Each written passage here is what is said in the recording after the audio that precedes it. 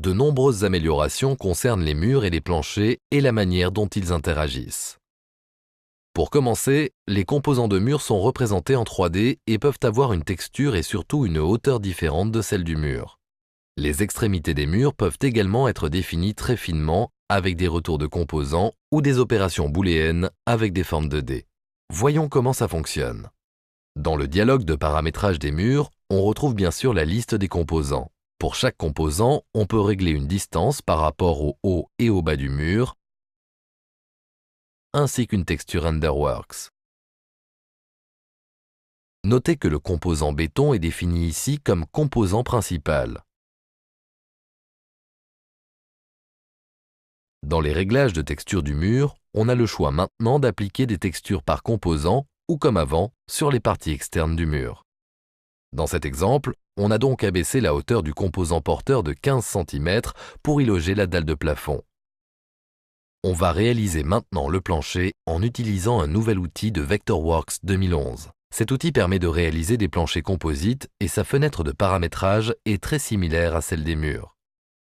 Le plancher que l'on va créer est composé ici d'une dalle porteuse, d'épaisseur 15 cm, et dont les limites vont aller joindre la face extérieure du composant principal des murs, c'est-à-dire le porteur, et également d'un composant de finition qui, lui, va se limiter à la face intérieure des murs. On peut bien sûr définir des styles de plancher à la manière des styles de murs. On peut créer le plancher selon deux modes.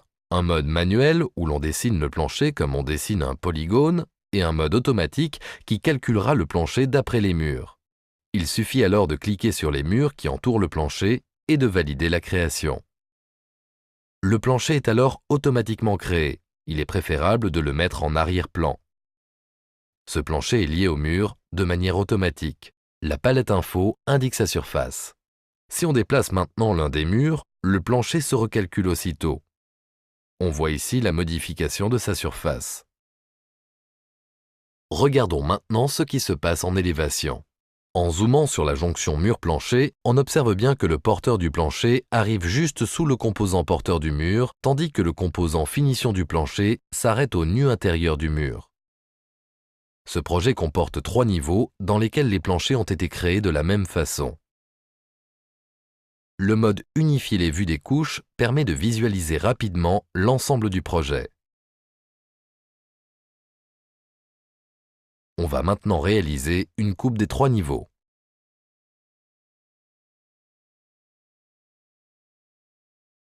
Notez au passage que Vectorworks 2011 permet maintenant de créer les coupes directement dans les couches de dessin.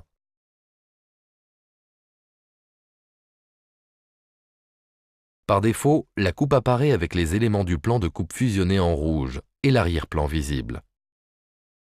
On va définir un peu plus précisément ce que l'on souhaite voir. Pour obtenir les détails des composants dans la coupe, il faut commencer par cocher Surface de coupe individuelle et l'affichage des composants de mur et plancher.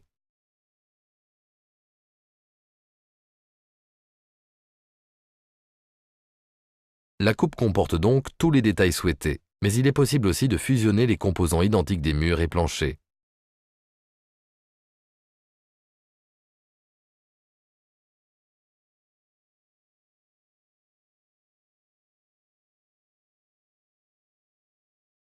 À nouveau, cette même coupe calculée en rendu RenderWorks environ 5 fois plus rapidement qu'en version 2010.